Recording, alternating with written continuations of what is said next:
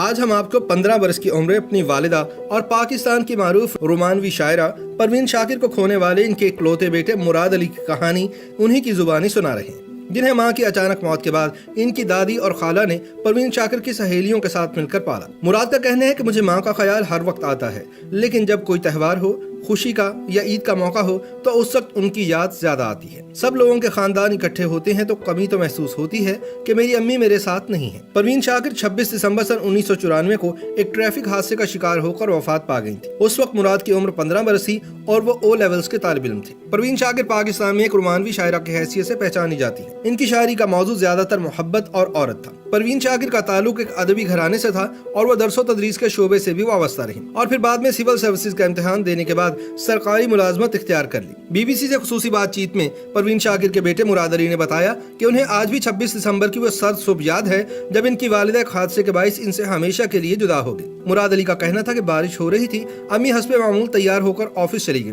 تقریباً 9:30 بجے فون آیا کہ آپ کی امی کو حادثہ پیش آیا ہے، آپ پمز آ جائیں۔ مراد نے فوراً پروین شاکر کی قریبی دوست پروین قادر آغا کو فون کیا، وہ بھی اسپتال آ گئے۔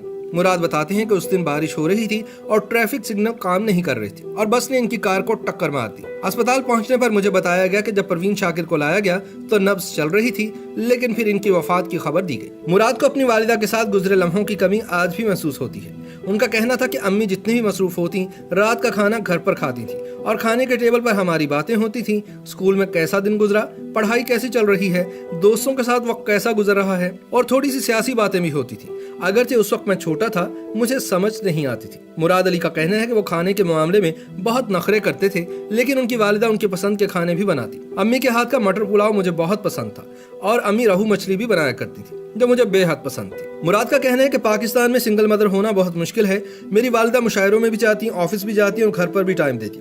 وہ ملٹی ٹاسکنگ کرتی تھی۔ مجھے آج اس بات کا احساس ہوتا ہے کہ وہ خاصی محنت کرتی ہوں گی، بہت مشکل سے وقت گزارتی ہوں۔ مراد نے بتایا کہ امریکہ میں قیام کے دوران بھی ان کی والدہ نے مصروفیات کے باوجود ان کی خوشیوں کا خیال رکھا۔ ایسے ہی خوشگوار واقعے کا ذکر کرتے ہوئے مسکرا دیا۔ ان کا کہنا تھا کہ ہمیں امریکہ میں رہتے ہوئے 2 سال ہونے کو تھے اور 10-12 سال کے بچے کو کارٹون دیکھنے کا کتنا شوق ہوتا ہے، اور امریکہ میں ہوتے ہوئے ایک جگہ جانے کا بہت دل کرتا ہے کہ ڈزنی لینڈ دیکھیں۔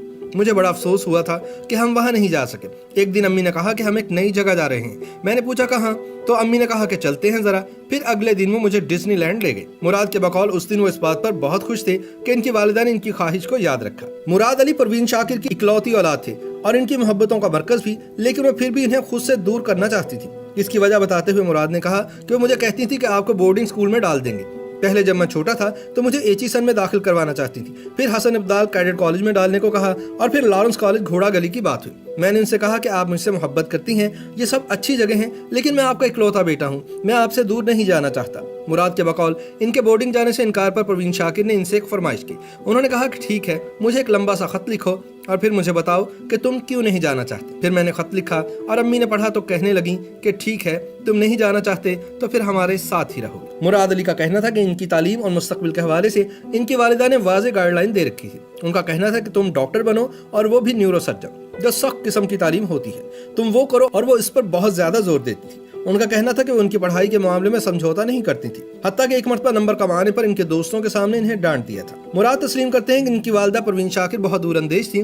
وہ کہتی تھی کہ مراد تم کمپیوٹر ضرور پڑھنا، کمپیوٹر بہت ضروری ہے، آگے دنیا اسی کی طرف جائے گی، اور ان کی یہ بات سچ ثابت ہوئی۔ مراد نے بتایا کہ انہوں نے ماسٹرز کمپیوٹر سائنس میں کیا۔ میں سافٹ ویئر انجینئر بن گیا ہوں، میں ٹیسلا کمپنی میں کام کرتا ہوں۔ یہ وہی کمپنی ہے جو برقی گاڑیاں بناتی ہیں۔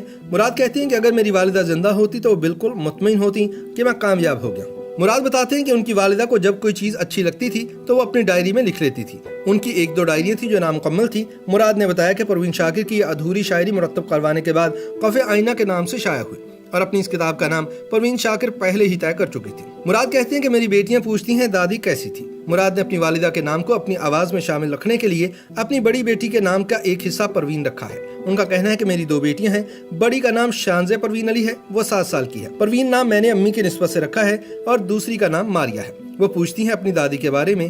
گھر میں کئی جگہوں پر ان کی تصویریں اور میڈل وغیرہ لگے ہیں، تو وہ پوچھتی ہیں کہ کون ہے۔ میں بتاتا ہوں کہ آپ کی دادی جان ہے، تو اس وقت یہ افسوس ہوتا ہے کہ امی ان سے مل نہیں سکتی۔ اس وقت امی کا مجھے بہت خیال آتا ہے۔ مراد علی کہتے ہیں کہ امی کے جانے کے بعد میں نے بہت تنہائی محسوس کی، کیونکہ میرا نہ کوئی بھائی تھا نہ بہن۔ ایسے میں میری خالہ اور نانی میرے پاس اسلام آباد آ کر رہنے لگی۔ پروین شاکر کی وفات کے بعد ان کے دوستوں نے حتی الامکان کوشش کی کہ انہیں ماں کی کمی محسوس نہ ہونے دے۔ مراد کا کہنا ہے کہ مجھے امی کی فرینڈز نے مل کر پالا ہے، اگرچہ ماں کا کوئی نیم البدل تو نہیں، لیکن امی کی فرینڈز میرا خاندان بن گیا اور ان کے بچے میرے کزنز۔ مراد کے بقول پروین قادر آغا نہ صرف ان کی والدہ کی ہم نام تھی بلکہ انہوں نے ان سے ماں جیسی محبت بھی کی۔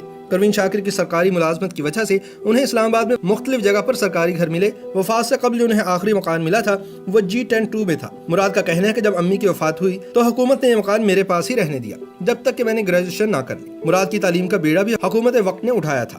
مراد نے بتایا کہ اس وقت کے وزیر اعظم بینظیر بھٹو نے میرے لیے ماہانہ 60,000 روپے وظیفہ مقرر کر دیا، جو میرے لیے انتہائی مددگار ثابت ہوا اور میں تعلیم مکمل کرنے میں کامیاب رہا۔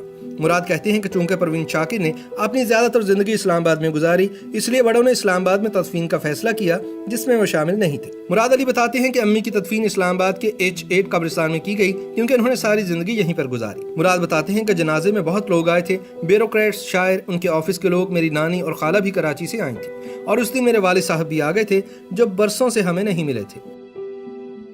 YouTube پر گوگلی نیوز دیکھنے کے لیے youtube.com کی سرچ بار میں googly news T V type کریں۔ گوگلی نیوز کے پیج پر سرخ رنگ کے سبسکرپشن والے بٹن پر کلک کرنا نہ بھولیے۔ YouTube پیج پر اپلوڈ ہونے والی ویڈیوز سے باخبر رہنے کے لیے بیل آئیکن پر کلک کیجیے۔ آپ کو ہر نئی ویڈیو کے بارے میں نوٹیفیکیشن موصول ہو جائے گا۔